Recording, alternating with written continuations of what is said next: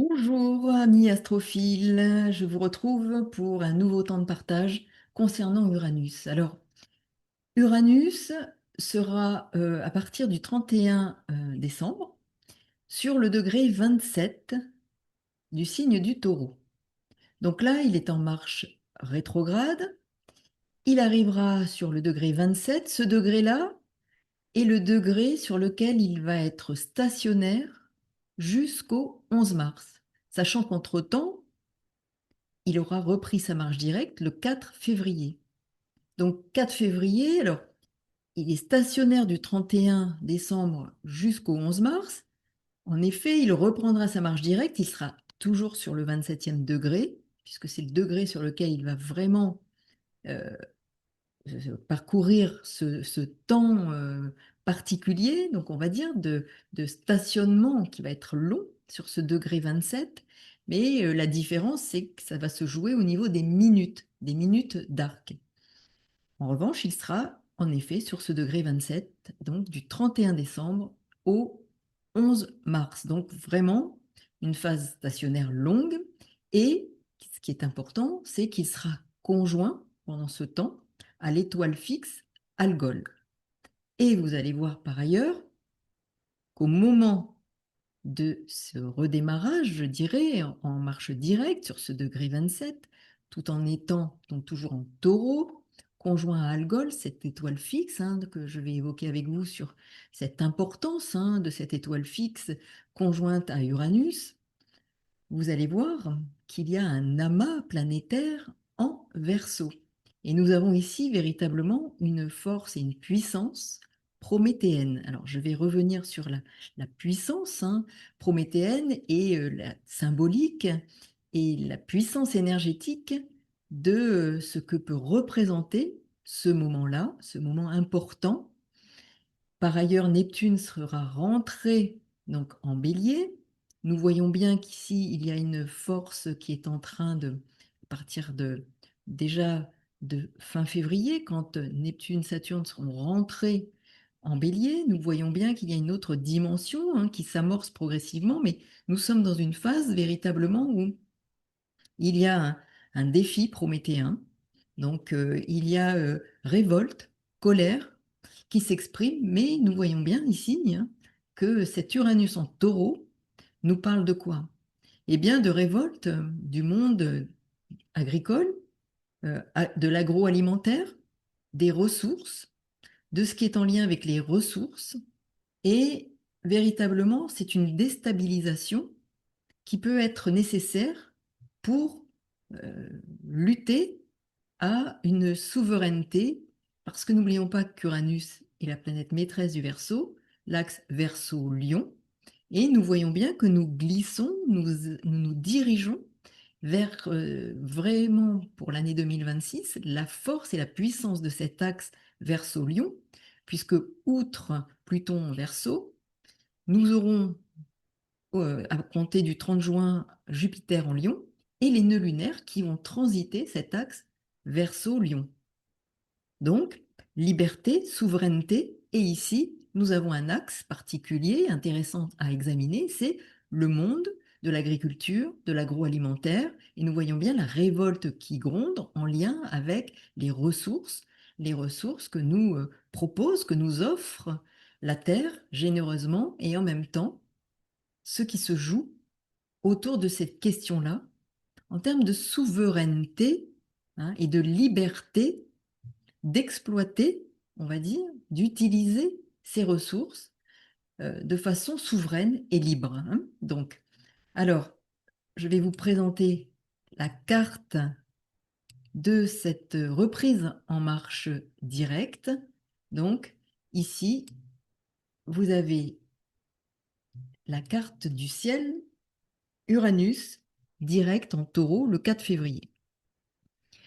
Mais vous voyez, il sera 27 degrés et Uranus sera 27 degrés dès le 31 décembre. 31 décembre 2025, stationnaire jusqu'au 11 mars sur ce même degré.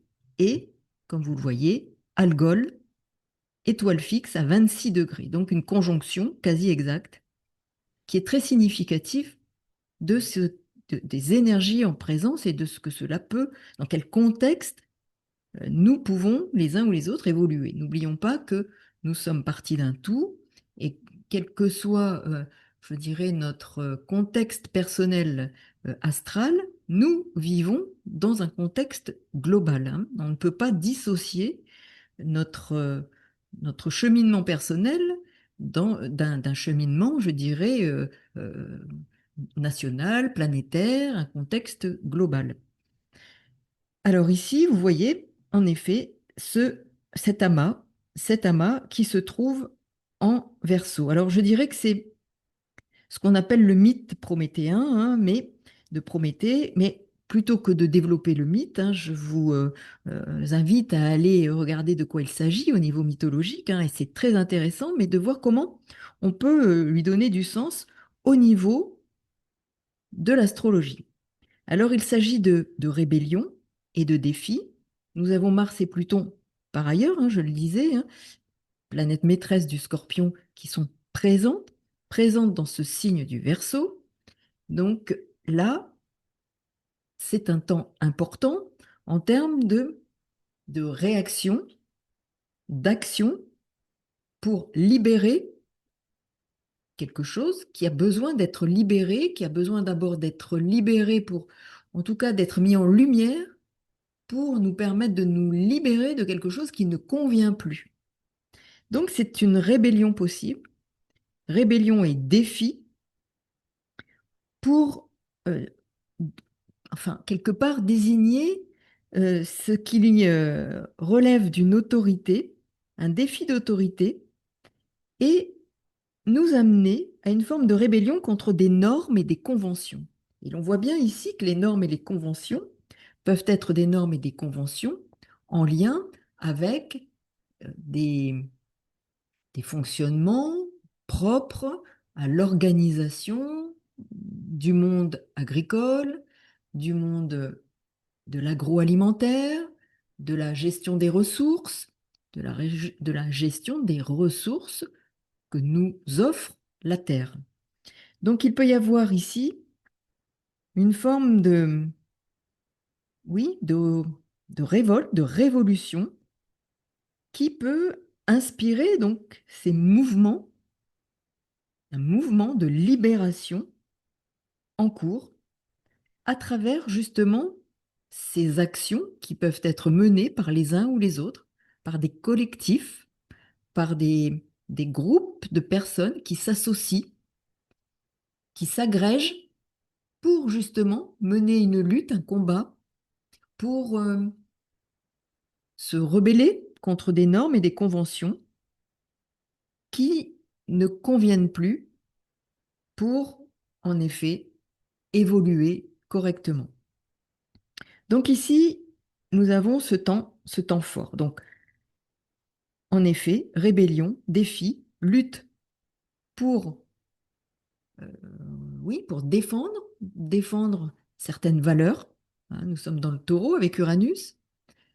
Rébellion, besoin de se libérer de certaines contraintes, de certaines conventions qui ne nous permettent plus d'évoluer dans un sens de libération et de souveraineté. Et si je parle de souveraineté, c'est que nous sommes dans cet axe Verseau-Lion, celui qui va être particulièrement, donc, comme je l'ai évoqué, activé pendant cette année 2026, avec Pluton, avec Jupiter milieu d'année, donc en Lion, avec le transit des nœuds lunaires dans cet axe pendant 18 mois, et l'éclipse totale solaire le 12 août 2026.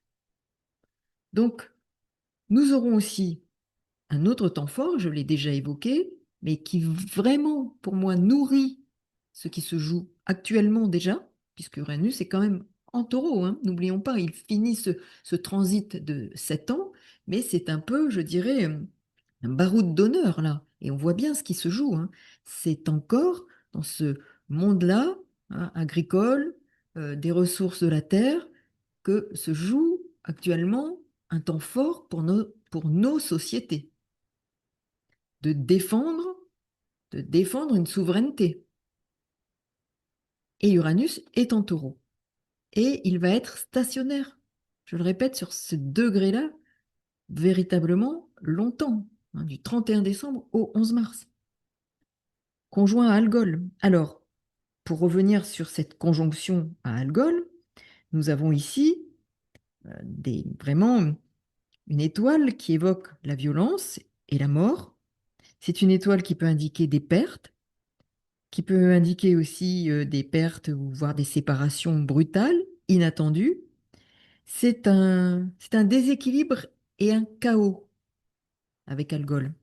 Déséquilibre, chaos, avec oui, on peut évoquer des passions parfois, des passions dévastatrices, d'autant que nous avons ici, à ce moment-là, en taureau, Uranus, et qui régit Mars et Pluton, planètes qui régissent, planète maîtresse du Scorpion. Donc, destruction, déséquilibre, chaos, émotion intense, mais pour aller vers une transformation et un renouveau. C'est ça qui est important. Et on est vraiment sur libération, transformation, renouveau. Et je crois que ce sont trois thèmes et trois termes en particulier essentiels pour l'année 2026. Véritablement, c'est important à l'avoir à l'esprit.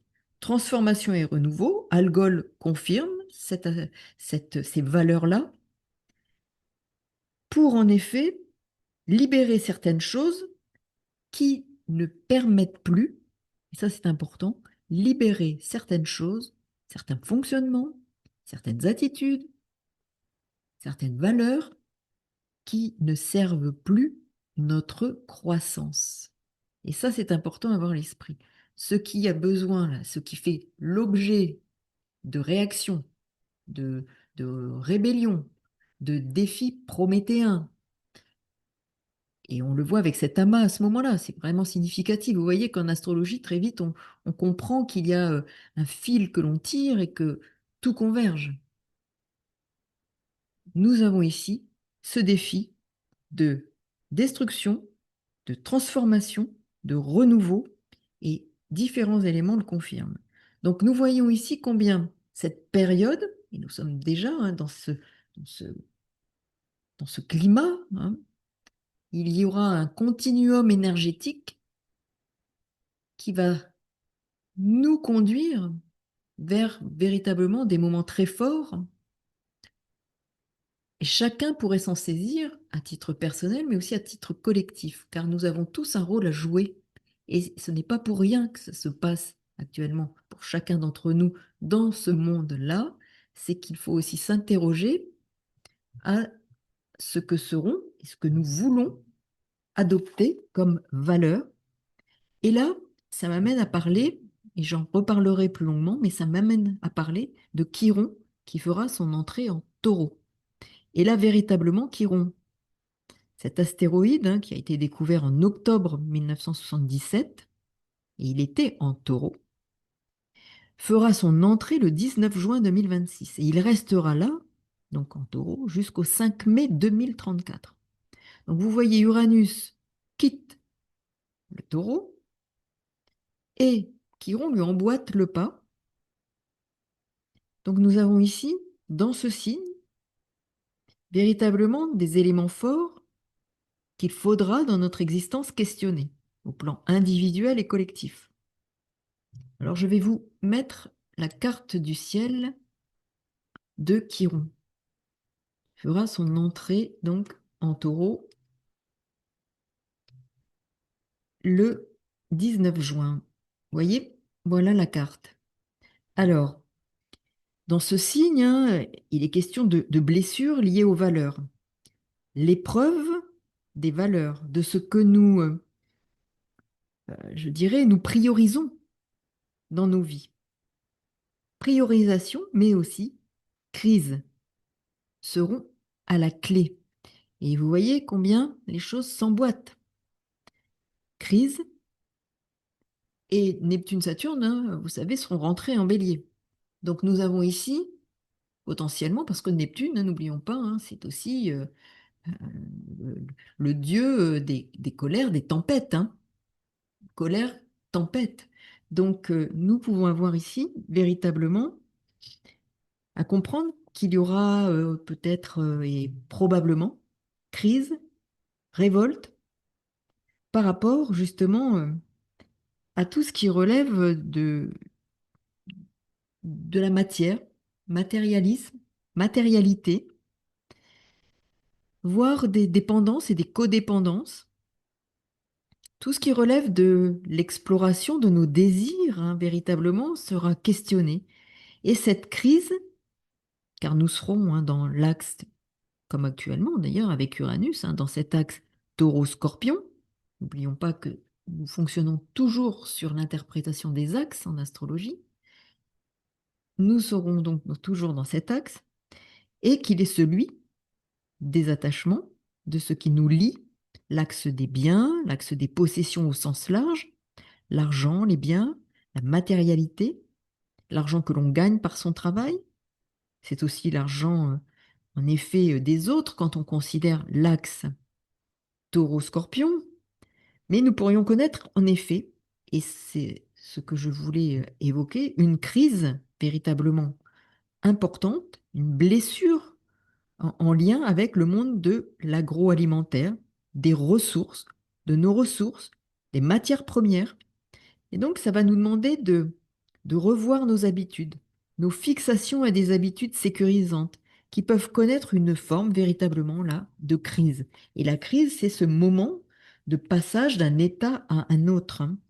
C'est une occasion de remettre à plat et de détruire ce qui a fait peut-être sécurité, mais qui doit évoluer.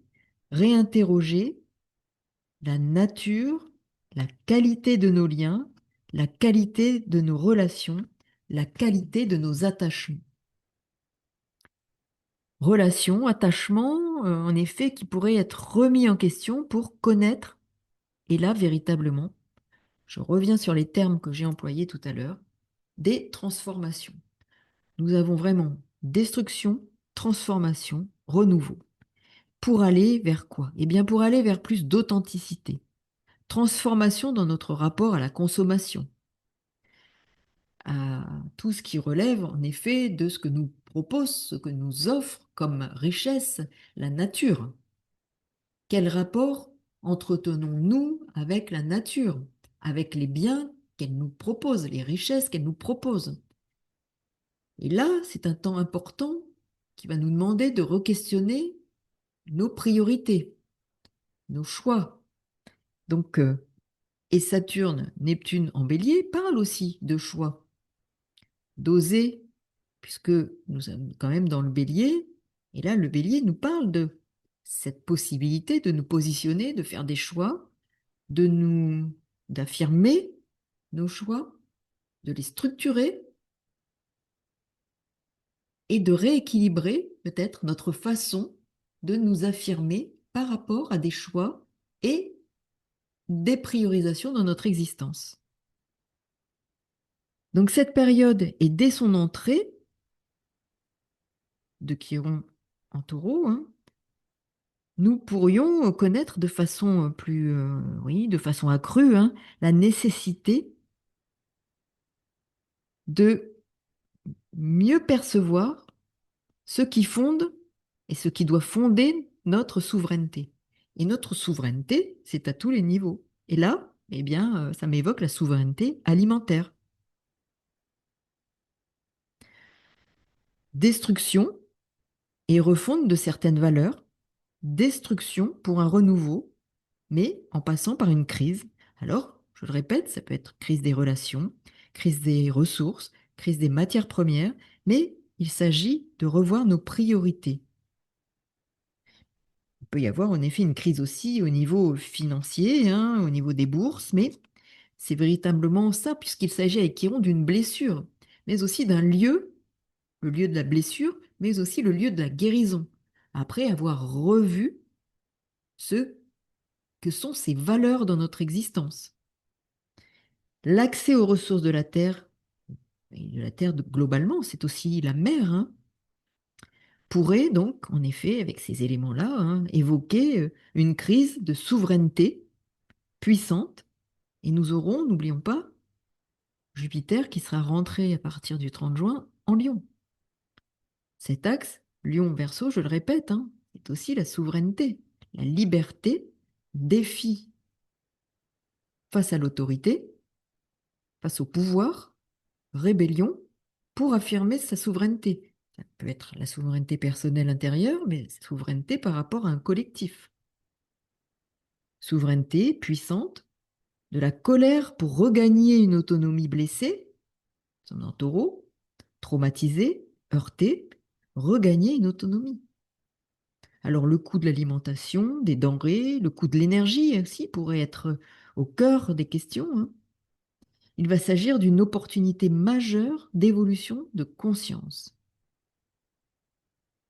de clarification dans le taureau, de mise en lumière, clarification de ce que l'on veut gagner en termes d'autonomie et prioriser dans notre existence. Guérir, soigner, réparer ce qui est blessé et relatif au désir de matérialité au sens large. Comment devons-nous revoir nos valeurs par rapport au monde de la matière, à la terre et à la nature au sens large? Alors ici, je dirais que je parlais du défi prométhéen, hein, avec cette entrée d'Uranus euh, d'abord en marche stationnaire, hein, au moment où il y a cet amas en Verseau, et puis ce défi chironien en taureau, avec cette entrée de Chiron en taureau quelques semaines après.